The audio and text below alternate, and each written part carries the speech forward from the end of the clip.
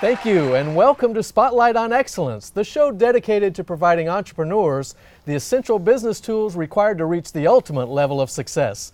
I'm your host, Michael McDonough.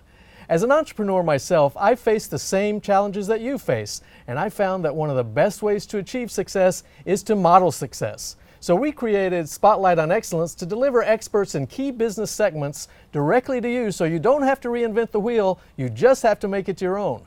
Today we're focusing on competing commitments with our special guest, facilitator and coach, Lyla Messenger. Welcome to Spotlight on Excellence, Lyla. Thank you, Michael. I'm thrilled to be here. You know, I love your name, Lyla Messenger. And it's not a joke. I know, it's not a joke. You are the messenger. I tell you that because I saw a recent presentation and you really delivered the message. But before we get to that, I want to talk a little bit about your background. You have a degree in anthropology, cultural anthropology, a minor in psychology. You have a hypnotherapist license, and you study quantum physics science. You know, tell our viewers a little bit more about your professional background. What prompted you to get all those degrees, and how you became a coaching professional? What it allowed me to do is really start to ask the questions of me and who I am and who I really am and what I really am capable of doing. And as a result, yes, I've become an ICF certified coach. And yes, I went to school for cultural anthropology and philosophy and psychology, but all in a deeper understanding of really why. Why do I operate the way that I do so that I can understand it?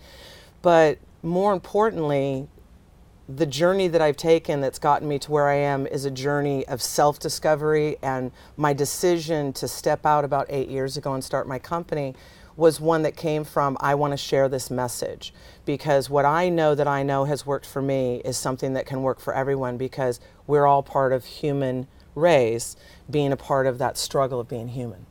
Well, let's get to know you a little bit better. I was in an interview not too long ago and they asked me a great question that I thought really was perfect for this show. What do you have on your iTunes playlist? My podcast, Mastering Your Life, of course. Oh my gosh.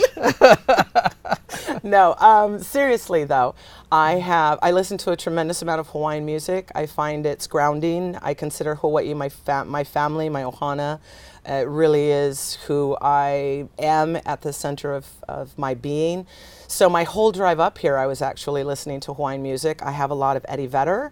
I also have some Linkin Park when I have that attitude that needs to get expressed. And I have techno music. I have Wayne Dyer. I have Brian Tracy. It's really a mishmash of a lot of different people. Let's get down to business.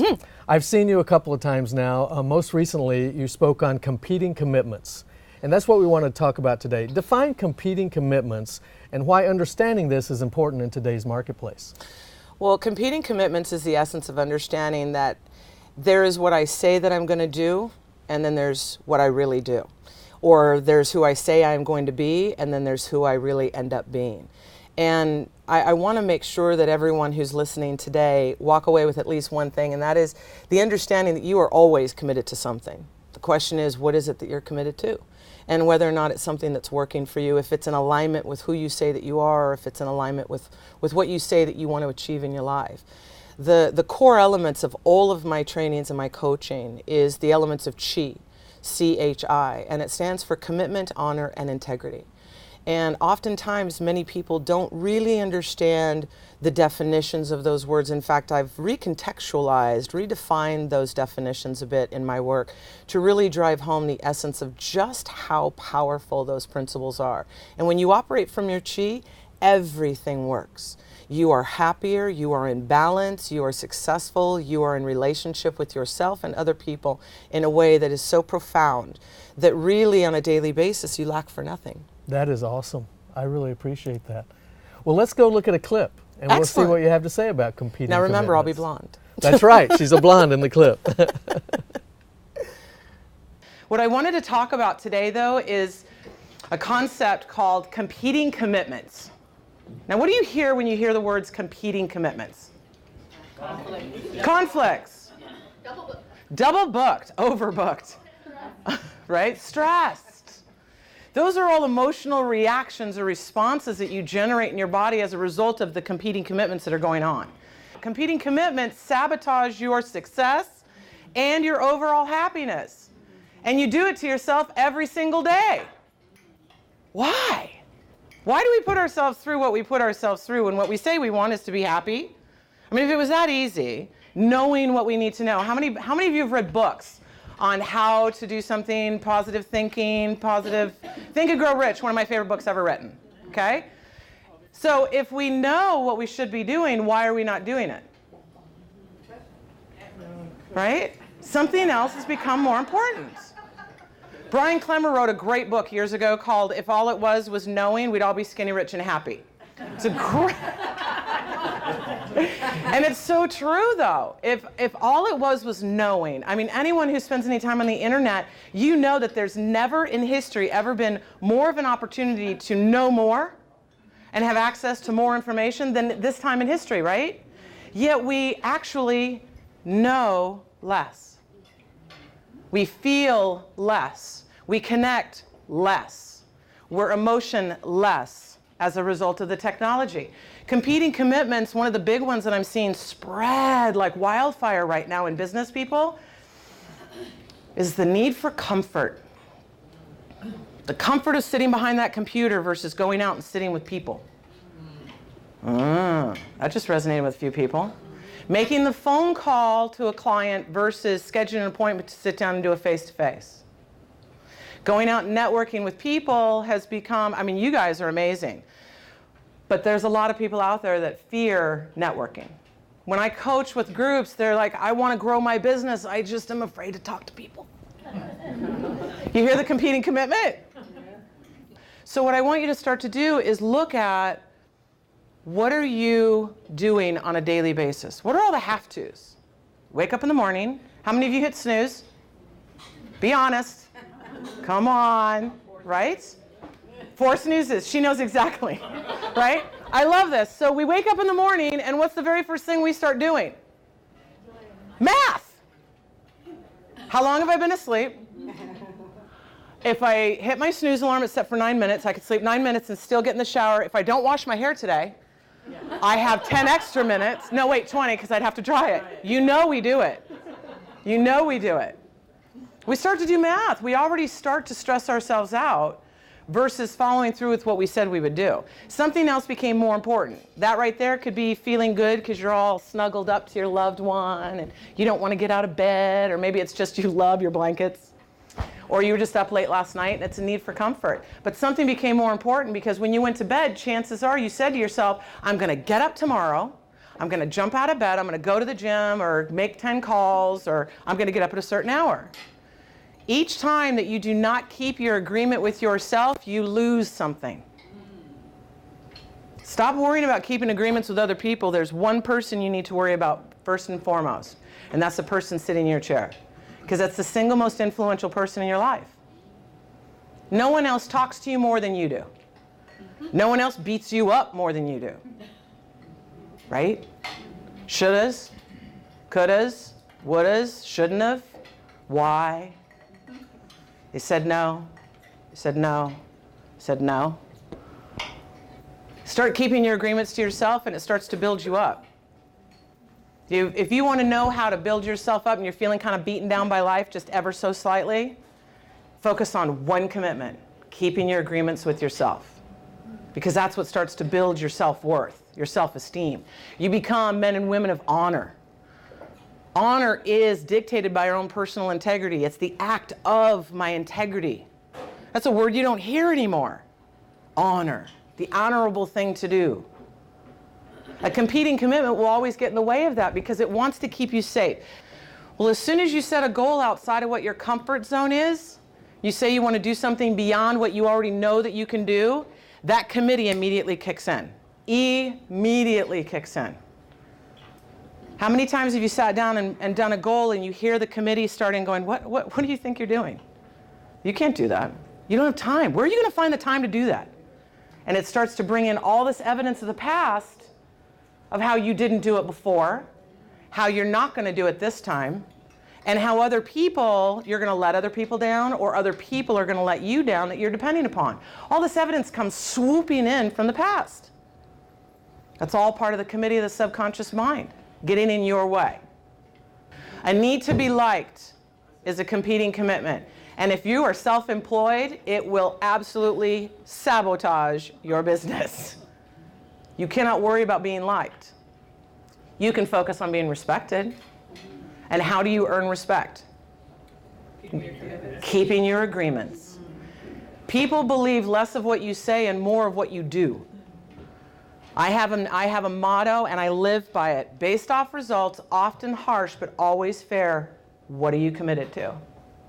I can always tell you exactly what you're committed to based off of what you're doing.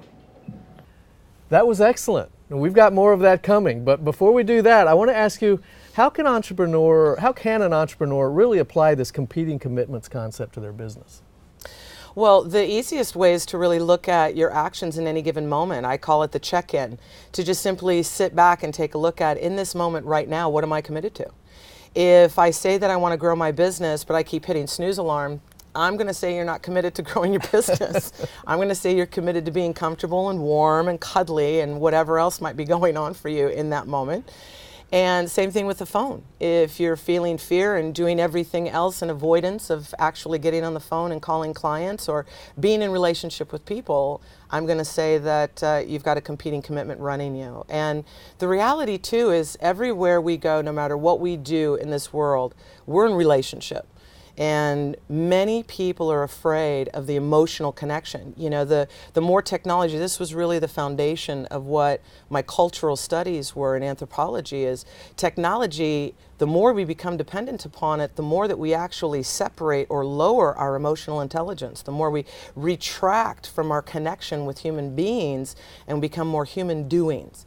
And so what I talk about in competing commitments is really checking in. If you want to be closer to your kids, what are you doing right now in this activity, or what are you withholding in this moment right now that's keeping you from that commitment you say that you want to have with your children?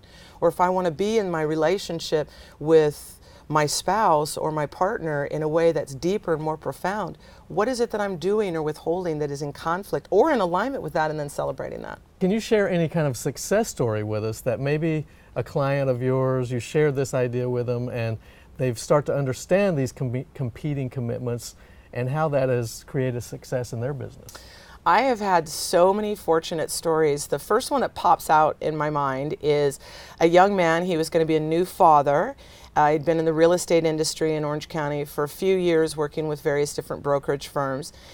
He's also of Persian descent, so he had a lot of cultural expectations. He had a lot of family expectations. He also had a lot of Orange County, California expectations of who he should be and what he should be doing. You hear the shoulding that's starting to happen and the resistance that can naturally take place when that goes on. Didn't you say we shouldn't should all over ourselves? Nobody likes to be should on. Please.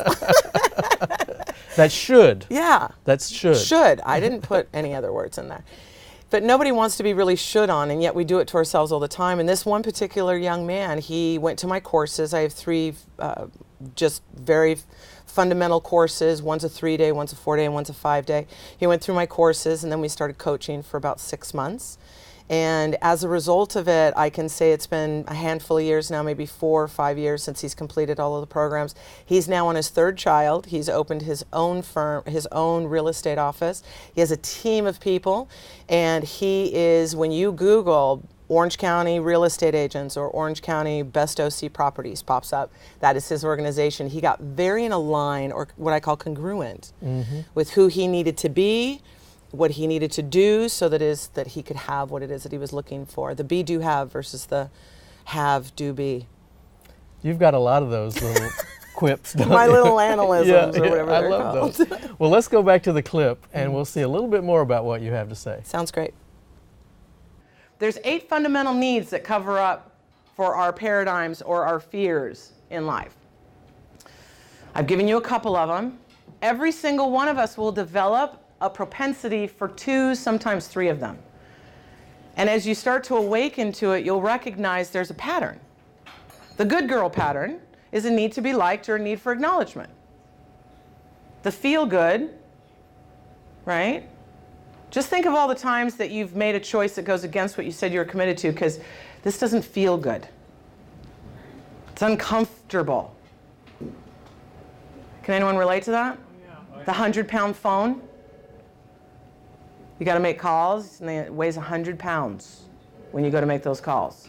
And you'll literally do everything else other than the 10 calls you said you would do. And then the day spreads on, and the kids suddenly got to pick up the kids, and everything else becomes more important. The definition of commitment is a state of being bound, responsible and obligated to a course of action or to a person or persons that cannot be avoided. When you make a commitment to something, stick to it. Now, how many of you have been told that you're commitment phobic or you can't ever commit to anything? Like your friends ask you out and you're like, I'll try, I'll see if I can get together. And anyone? Bueller? Anyone? Nobody wants to admit they're commitment phobic. I love it. The truth is you're always committed to something. So you're actually committed. The bigger question is, what are you committed to? And is it taking you in alignment with what you say you want? Is it taking you closer to or further away from what you say you want? The work that I do, the coaching, the speaking, the classes and everything are grounded in one truth, and that is that every single moment of your day is a choice. You are faced with a choice every moment of the day. And every single choice that you make has prices and benefits. And if you think that not taking action is not making a choice, you've made a choice. Inaction is still action. Not doing anything is still doing something. There's a consequence to that. Just the same as running out and taking it on. Have you ever noticed that after a couple of short weeks, you're not quite as motivated as you used to be in something? Got a little harder than you thought it was? Have you ever wondered why? Well, let me drive home this one point. Psychology Today, about 6-7 years ago, released an article. There was a medical study with psychiatrists that studied patients that had been given a change or die recommendation by their doctors. Change your habits or you will die. So obviously heart, just diabetes, various different, but they were correctable through dietary changes and lifestyle changes. What do you suppose the percentage is of people who changed? 10%. 10%, 50, 10%, anyone else? 25. 1 out of 9. 1 out of 9. Because we're programmed. Where are you negotiating your commitments with yourself and your life? Because if you don't think that that has an impact, you again are eluding yourself.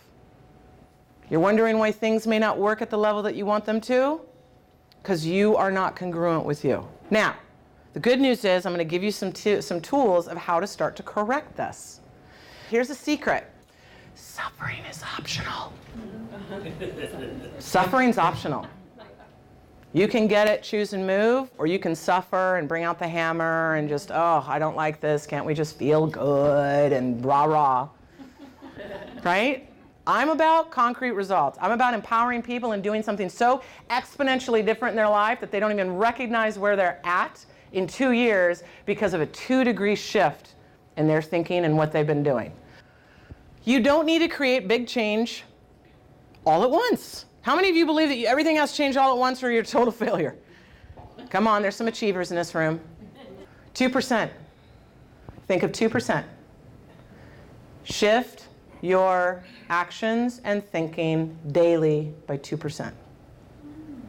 If you've ever sailed, a 2-degree shift will send you to a completely different hemisphere. So just focus in a day that today I'm going to choose the commitment I said I want 2% of the time more. Well, that is just awesome. I cannot get enough of this competing commitment concept of yours. Now, in the presentation, you talked about how just making a 2-degree shift in your thinking can make a huge difference in your business. Dig into that concept a little deeper for our viewers. Absolutely. So many times we expect ourselves to get it, be perfect, take every single action every single day, and then when it doesn't line up, then we beat ourselves up, which becomes the perpetual downfall of what puts us right back into that same old comfort zone, which validates the very original belief that says we can't do something.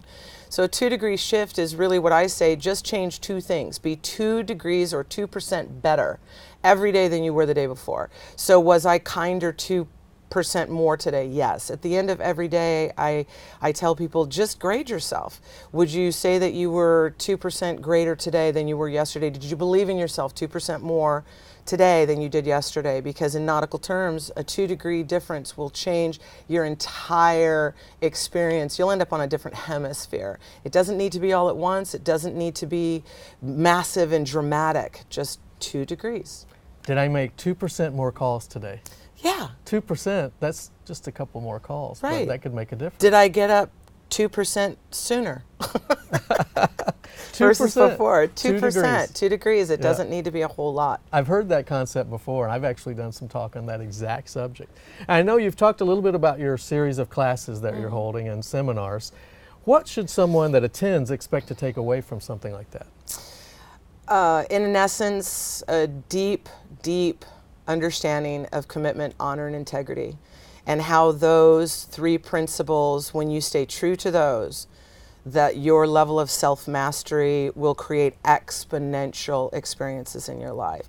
Well, I was wondering how you integrate cultural anthropology, psychology, quantum physics, and hypnotherapy. You're not hypnotizing me right now, are you? Because I'm kind of taken by It's just one of my tools in my toolbox. Okay. Well, how do you integrate all that into your coaching practice? It's literally like a contractor or a construction worker with a tool belt on. You know, you go up to the top of the roof and you don't really know what you're going to need till you get up there, and you don't want to climb back down off the roof to go get a tool. You want to carry it with you. So whenever I'm in a room, my work actually, the classroom and the people that are in it will have a somewhat of a consciousness that's actually going on within them. And so I will acclimate and blend to where they need me to be in order to be most effective. So if it is something from more of a scientific realm, then I'll reach into my belt for scientific quantifiable principles and understandings. If it's something more philosophical, then I'll reach into my belt of philosophy and understandings and the why and the meanings in life and things like that. Well, let's go back to the video and see the very last part of your thing. There's a lot of good stuff here, so I want to make sure that we get a good look at your video. Excellent. Commitment comes from a space of choice. Choice is different than decision. Decision is I've weighed all my options and I've made a decision based off of data. Data, past experiences, I've made a decision. Choice comes from a place of nothing. I just choose it. So why choose success would be my question to you. You would probably think, well, I mean, because I want the money and I want to be happy, and that's all data, but what's the real reason why? And you'll probably at some point land on, because I want it. Because I choose it. That's where commitment comes from. Because that's what's going to get you day in and day out to stay committed. Do you think that you'd have an amazing day if you showed up and just like, whoa, man, I'm excited. I'm excited I get to talk to clients today. I'm excited I get to do what I want to do when I want to do it. I'm excited. Right? Your heart will start to pump some blood through your veins. I mean, just I'm excited 3 times like the old Toyota commercials. What I want to leave you with today is where you start to observe your thoughts versus your thoughts observing you. Like, look at that. Look what I just made her do. The committee enjoys it. It enjoys it because it keeps you right where it wants you in the construct of your current realm of understanding. It actually thinks it's funny. That part of you that'll laugh at yourself for even trying. Come on. We've all had that, right? So start to step back. Come out of the tube. Come out, because there's no cheese. Come out of the tube. Back up. And start to notice your thinking. Because you're not your thinking mind. The reason and logical mind is not the truth of who you are. You are the consciousness that observes that thinking. If you were, then what is it that's been sitting here listening to me for the last 20 minutes? There's a part of you that's much greater, that's tapped into something much greater.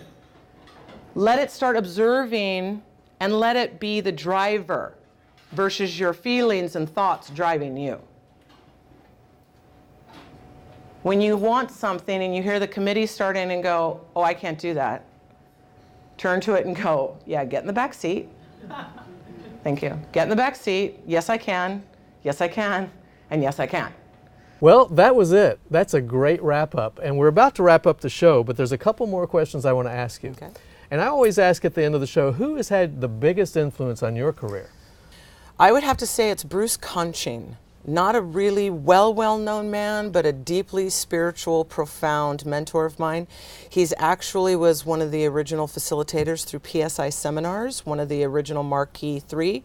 And literally, because of who he was in my life and how much I respected him, and it's just kind of, he pulled that thing out in me that I didn't even know was really there. I was on a plane within 30 days and I moved to Hawaii and bought a salon, and it began me on a journey that there are days that I've wondered why, oh why did I choose this journey? But I am so much more profoundly greater, successful, happy, and fulfilled because I did. Well, thanks for being with us today, Lyla. You are a true model of success. And before we go, I have to ask you one last question, as I ask each guest at the end of every show. What is the most important piece of advice that a mentor like Bruce or someone else has shared with you that you would like to pass on to the other entrepreneurs watching here today that will help them be more successful? It's going to sound really strange, but it came from Bruce Conching, and it still rings in my head every day. And he used to say to me, Lyla, care, just not that much. And it goes back to caring about another human being, caring about mankind, caring about success, caring about what it is that I want to achieve in life, but not so much that I lose myself in it or in you as someone in my life. To always care more for me and what I need and who I am and what works with the true aspect of who I am, my true being, than losing myself in something else because I care about how I look to you or I care about what you think of me. So care, just not that much. Well, I care about you, but not that much. Typical.